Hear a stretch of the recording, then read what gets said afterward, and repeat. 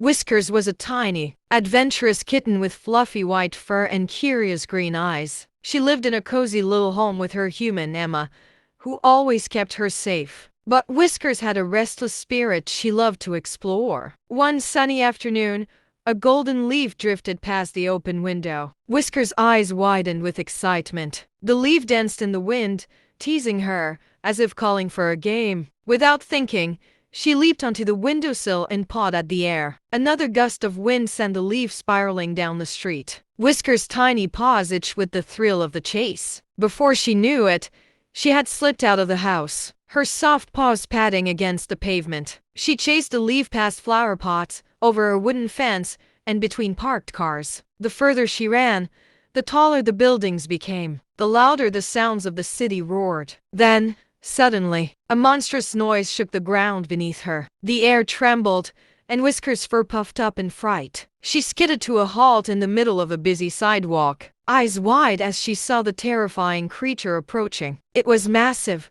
made of metal and glass, with glowing yellow eyes and a huge, gaping mouth that opened and closed, swallowing groups of humans whole. It let out another deafening growl as steam hissed from its sides. Its thick black wheels crushed the pavement beneath them, rolling closer and closer. Whiskers' heart pounded. Was this a monster? Was it hunting her? She let out a tiny squeak and bolted, scrambling under a bench. Her little chest heaved as she watched in horror. The monster came to a stop, groaned loudly, and opened its giant mouth again. More humans stepped inside willingly, as if hypnotized by the beast. Then, with a long, tired sigh, the creature roared once more and rolled away. Whiskers twitched. Why were the humans walking right into the monster's mouth? Were they in danger? Just then, a shadow loomed over her. "Hey there, little one," a gentle voice said. Whiskers flinched, her fur still bristling. Slowly,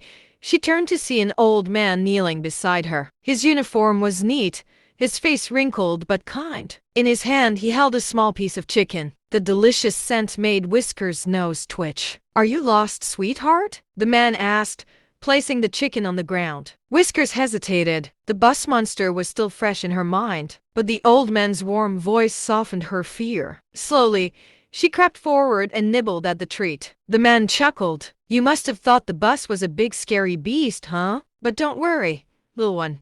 It's just a bus that helps people get home." Whiskers blinked. The monster wasn't a monster at all. It was helping humans? The man carefully scooped her up. "Let's find out where you belong, little explorer." With Whiskers curled safely in his arms, he stepped onto the next bus. At first, she tensed, but then she realized the bus didn't growl at her. It hummed softly, like a lullaby. The seats were warm, the humans inside were smiling, and the old man held her close. Soon, they arrived back at her street. The bus doors opened with a gentle ding, and the man carried her to her home, where Emma stood in the doorway, her eyes filled with relief. "Oh, Whiskers!" Emma cried, scooping her up. "I was so worried." Whiskers purred, snuggling into Emma's arms. She looked over her shoulder as the bus pulled away. The big metal creature still rumbled and roared, but now Whiskers understood. It wasn't a monster, it was just a big, noisy friend helping people find their way home. And from that day on,